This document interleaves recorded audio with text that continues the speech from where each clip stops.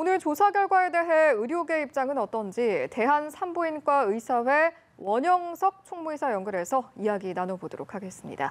이사님 나와 계십니까? 네, 안녕하십니까? 예, 안녕하세요. 오늘 정부가 발표한 조사 결과 아마 보셨을 텐데 일단 이번 결과 네네. 어떻게 보셨는지부터 좀 여쭤보도록 하겠습니다.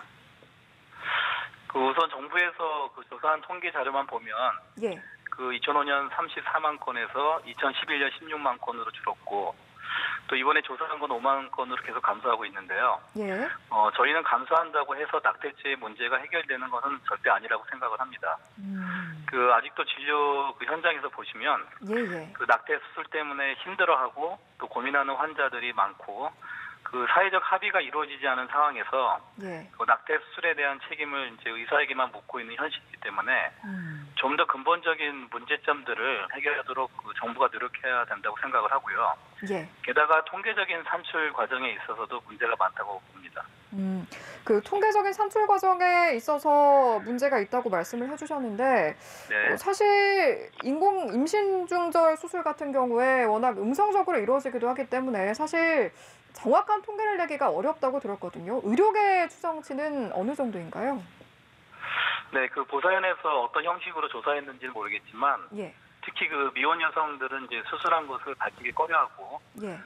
실제로 2015년에 이제 인공 임신 중절 수술에 대한 국민인식 조사를 했는데 그 결과를 보면 8% 정도가 주변의 시선을 두려워해서 예. 수술을 한다고 했습니다. 그래서 또한 아직까지는 이제 낙태죄가 유효하기 때문에 예. 여성들의 어떤 법적인 책임 문제로 인해서 적극적으로 대답하기가 어렵다고 생각을 합니다. 특히 미성년자의 경우에는 이제 성개방성이 확산되면서 예. 임신이 증가하고 있지만 이들에 대한 실태 조사는 솔직히 어려운 게 사실이거든요. 그리고 또 하나는 이제 전반적으로 물론 과거보다는 피임에 대한 인식이 증가됐고 예. 또 응급 피임약이 도입됨으로써 조금씩 감소할 수는 있지만 예. 임신을 할 수 있는 연령대 인구도 크게 감소하고 있거든요. 전체적인 예. 그래서 숫자보다는 1만 명당 중전 수술을 하는 그런 비율로 비교하는 것이 더 정확하다고 생각을 하고요. 예. 특히 이제 최근에 출산율의 감소를 보면 이와 무관하지 않다고 생각을 합니다. 알겠습니다. 네. 현재 낙태죄 폐지 앞서 말씀해 주셨지만 이 부분을 둘러싸고 참 논란이 많은데 여기에 대해서는 어떤 입장을 가지고 계세요? 먼저 모자보건법에 대해서 논란이 많은데요. 예.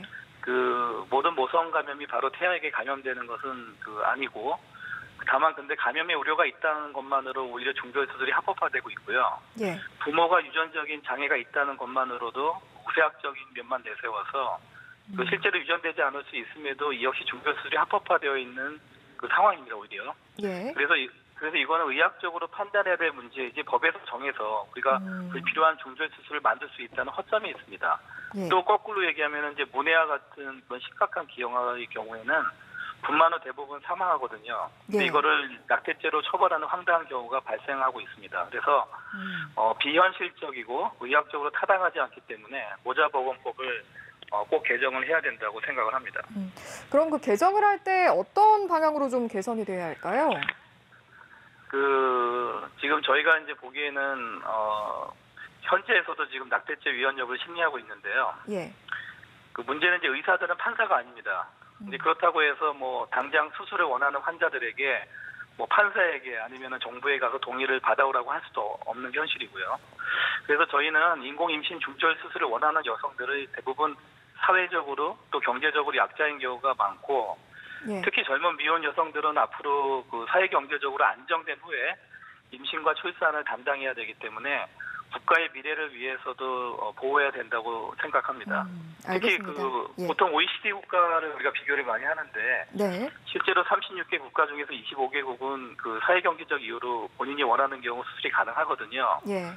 그래서 저희는 작년에도 8월에 복지부에서 중절 수술을 하는 의사를 비도덕적인 의사로 낙인 찍는 그런 규칙이 통과되면서 법적인 문제뿐만이 아니라 도덕적인 잣대까지 동원하여 이중 처벌하는 복지부의 태도에 분노한 적이 있거든요. 예. 그래서 앞으로는 정부가 낙태 수술에 대한 실태만 조사할 것이 아니라 다른 나라의 실태를 조사하고 무분별한 수술을 줄이는 건 찬성하는데 네. 사회적 합의를 이룰 수 있도록 국회와 정부가 함께 노력해야 된다고 생각합니다. 알겠습니다. 앞으로 나아가야 할 방향까지 짚어봤고요. 오늘 말씀 네네. 여기서 마무리 짓도록 하겠습니다. 지금까지 원영석 총무이사와 함께했습니다. 말씀 고맙습니다. 감사합니다. 네.